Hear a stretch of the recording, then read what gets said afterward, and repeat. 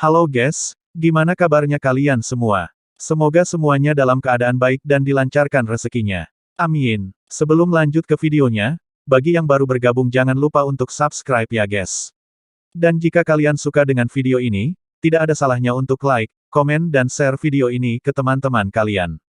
Langsung saja, kali ini Nakama Movie akan melanjutkan sedikit spoiler versi novel dan preview Donghua Renegade Immortal atau Xian Ni episode 13. Setelah semua kesadaran ilahinya kembali kepadanya, kini jiwa ilahi Wang Lin telah sepenuhnya menjadi besar seperti sebelumnya. Akibat dari Wang Lin yang memaksa keluar dari retakan ruang, dan menyebarkan kesadaran ilahinya, kini medan perang asing mulai kacau dan akan segera runtuh. Oleh karena itu, semua kultivator yang berada di medan perang asing segera berhamburan menuju ke tempat formasi teleportasi, untuk segera kembali ke negaranya masing-masing, karena aliansi kultivasi memutuskan untuk membatalkan pembersihan medan perang asing. Wang Lin yang saat ini masih berdiam diri, tiba-tiba diserbu oleh makhluk misterius yang ingin melahap Wang Lin.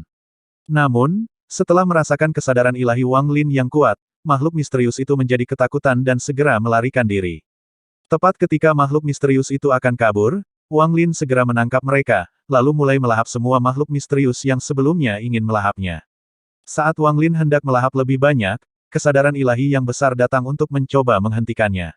Itu adalah kesadaran ilahi yang pernah Wang Lin temui sebelumnya, dia adalah salah satu tetangga Wang Lin. Melalui percakapan mereka, akhirnya kita mengetahui kalau Wang Lin dan kesadaran ilahi besar lainnya merupakan pemangsa jiwa, sedangkan makhluk misterius itu adalah jiwa pengembara. Tugas pemangsa jiwa adalah untuk melahap ruang yang runtuh, demi mencegah medan perang asing runtuh sepenuhnya. Berdasarkan ingatan Ma Liang, formasi teleportasi akan segera dibuka. Jika seluruh medan pertempuran asing runtuh, Wang Lin tidak yakin apakah formasi teleportasi masih bisa terbuka. Memperhatikan hal tersebut, akhirnya Wang Lin membuat kesepakatan dengan pemangsa jiwa lainnya. Di mana Wang Lin berjanji tidak akan menghentikan jiwa pengembara untuk berburu mangsanya, asalkan mereka mau membantu Wang Lin untuk memperlambat runtuhnya medan perang asing. Setelah membuat kesepakatan, Wang Lin bergerak menuju lokasi formasi teleportasi dengan ingatan Ma Liang. Dalam perjalanan, setiap kali jiwa pengembara melihatnya, mereka semua akan ketakutan. Mereka segera mundur dan tidak berani menghalangi jalan Wang Lin. Sepanjang perjalanan, Wang Lin merasa sangat tidak wajar dengan tubuh barunya. Meskipun bakat dan akar spiritual Ma Liang lebih bagus dari milik Wang Lin sebelumnya, Wang Lin masih membutuhkan beberapa waktu untuk menyempurnakannya, sehingga dapat mengambil alih tubuh Ma Liang sepenuhnya. Pada titik ini, Wang Lin tidak memiliki energi spiritual apapun di tubuhnya, saat ini dia hanya mengandalkan kesadaran ilahinya untuk bergerak. Oleh karena itu, Wang Lin ingin segera menemukan tempat untuk berkultivasi secara tertutup, agar bisa meningkatkan kekuatan dan menggabungkan dengan kesadaran ilahinya yang kuat, lalu kembali ke negara Zhao untuk balas dendam.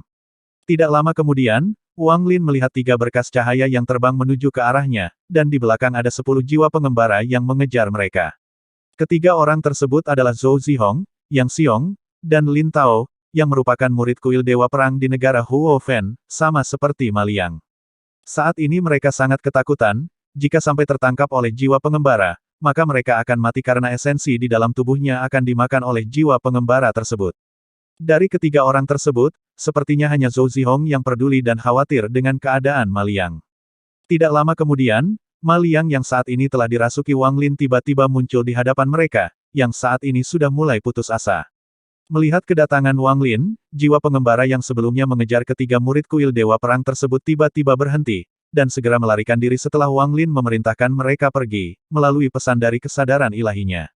Zhou Zihong dan kedua temannya terkejut melihat pemandangan ini, karena jiwa pengembara yang sebelumnya sangat ganas, bagaimana bisa tiba-tiba pergi begitu saja. Mereka akhirnya mulai curiga, apakah mungkin jiwa pengembara itu takut pada Ma Liang, tapi berdasarkan pengetahuan mereka, Ma Liang adalah yang terlemah di antara mereka berempat, bagaimana mungkin jiwa pengembara yang ganas itu takut pada Ma Liang.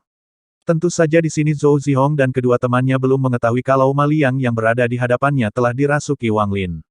Mereka tidak mau ambil pusing masalah ini, akhirnya mereka segera pergi menuju ke tempat formasi teleportasi. Untuk menggunakan formasi teleportasi, setiap kultivator harus memiliki token atau batu giok, yang telah diberikan kepada mereka sebelum pergi ke medan perang asing. Tapi Wang Lin telah kehilangan batu giok negara Zhao, karena dihancurkan oleh Teng Huayuan sebelumnya. Jadi inilah alasan kenapa Wang Lin membantu kelompok Zhou Zihong, karena Wang Lin ingin mencuri batu giok mereka, dan kembali ke negara Ho Fen yang merupakan negara asal Ma Liang. Selain itu, Wang Lin juga telah meminta bantuan pemangsa jiwa tetangganya untuk mencari tahu keberadaan Su Hao dan Ge Yang. Karena mereka berdua mengetahui kematian Ma Liang, jadi Wang Lin akan membunuh mereka berdua agar tidak terjadi masalah di kemudian hari. Setelah terbang selama seminggu penuh, kelompok Zhou Zihong sangat terkejut saat mengetahui bahwa jiwa pengembara sepertinya mengabaikan mereka, tidak berani mendekat sama sekali. Akhirnya kecurigaan mereka terhadap Ma Liang semakin besar, tapi mereka tidak berani bertanya dan pura-pura tidak tahu. Selain takut menyinggung perasaan Wang Lin, mereka juga mendapatkan manfaat besar, karena mereka bisa menuju ke formasi teleportasi dengan aman. Kemudian, Wang Lin menerima informasi dari salah satu tetangganya, tentang kematian Ge Yang dan Su Hao. Sedangkan untuk tas penyimpanan mereka, saat ini sedang diantar oleh jiwa pengembara. Tidak lama kemudian, jiwa pengembara bertanduk dua yang dimaksud telah tiba, dan segera menyerahkan tas penyimpanan pada Wang Lin.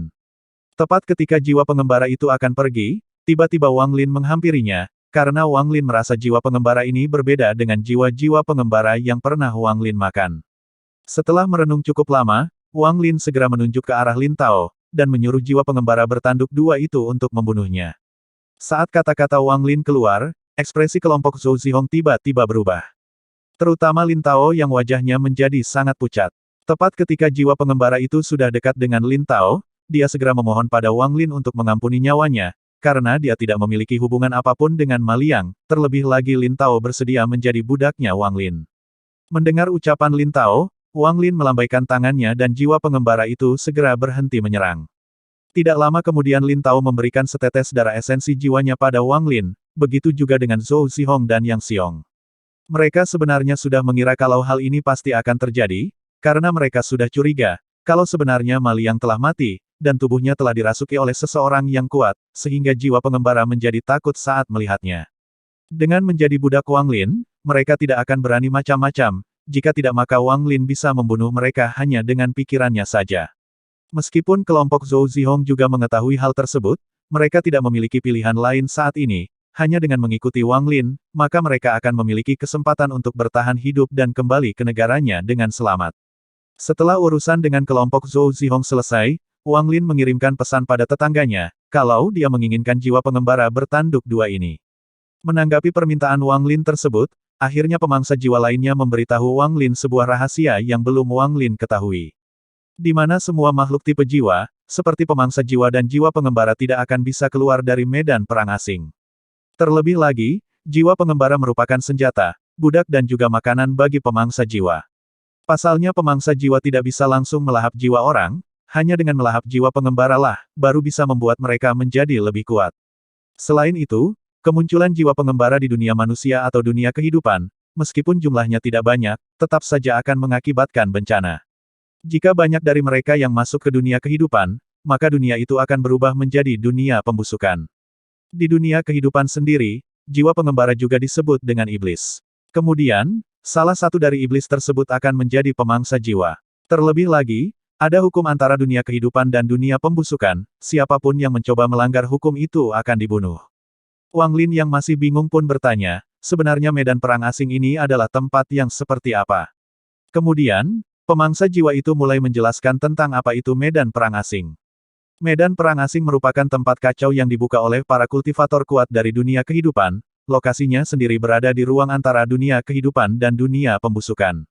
Kendati demikian, jiwa pengembara biasanya tidak bisa masuk ke medan perang asing. Hanya setelah pemangsa jiwa masuk, barulah mereka juga bisa masuk. Jangankan jiwa pengembara, bahkan Wang Lin pun tidak akan bisa pergi ke dunia kehidupan atau dunia manusia.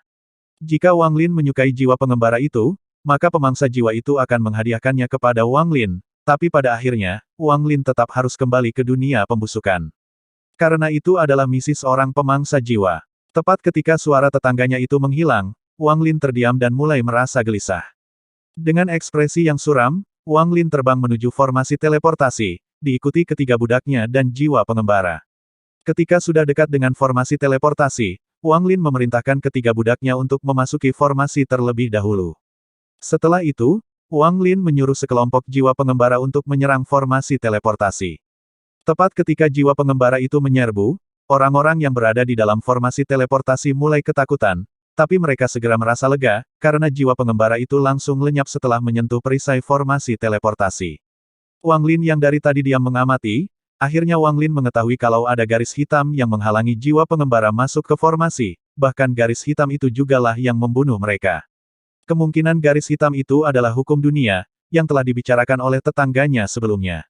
Setelah mengirim ribuan jiwa pengembara, akhirnya Wang Lin mendapatkan angin segar, karena ada salah satu jiwa pengembara yang berhasil masuk ke formasi teleportasi, meskipun itu hanya setengah tubuh, dan tidak bisa bertahan lama, karena setengah jiwa pengembara itu segera dihancurkan oleh garis hitam dari formasi teleportasi.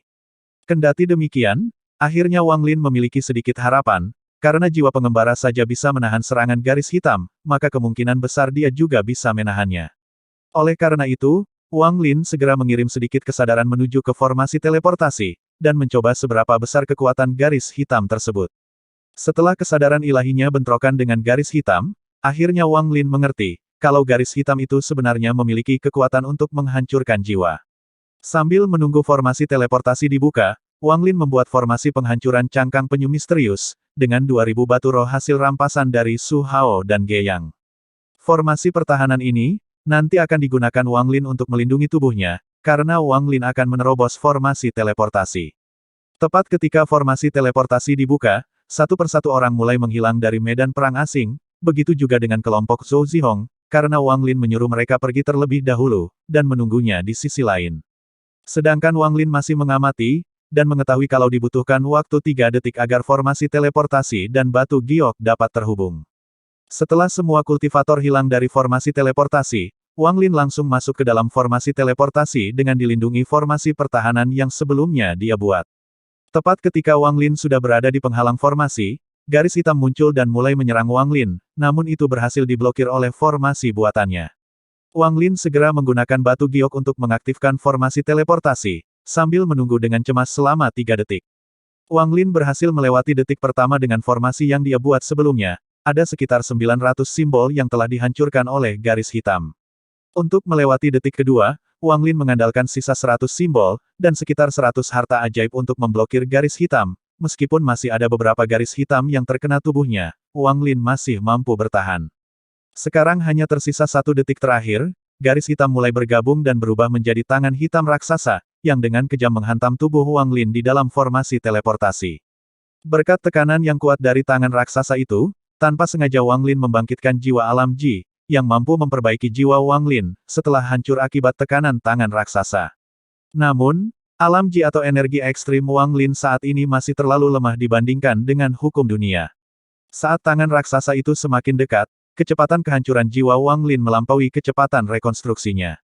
Akhirnya, jiwa Wang Lin benar-benar runtuh, namun seiring dengan jiwanya yang runtuh, semua kotoran di jiwanya juga ikut runtuh.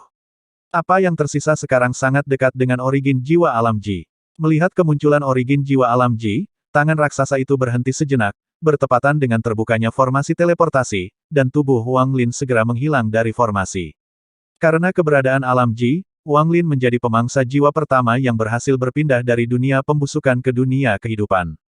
Meskipun jiwanya telah dimurnikan menjadi sebagian kecil dari jiwa alam Ji, esensi dari seorang pemangsa jiwa masih bersamanya.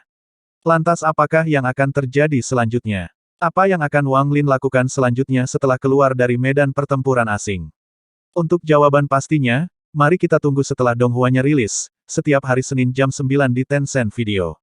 Sebagai tambahan, berikut ini adalah video cuplikan Xiani episode 13, yang bisa kalian tonton sebelum Donghua lengkapnya rilis.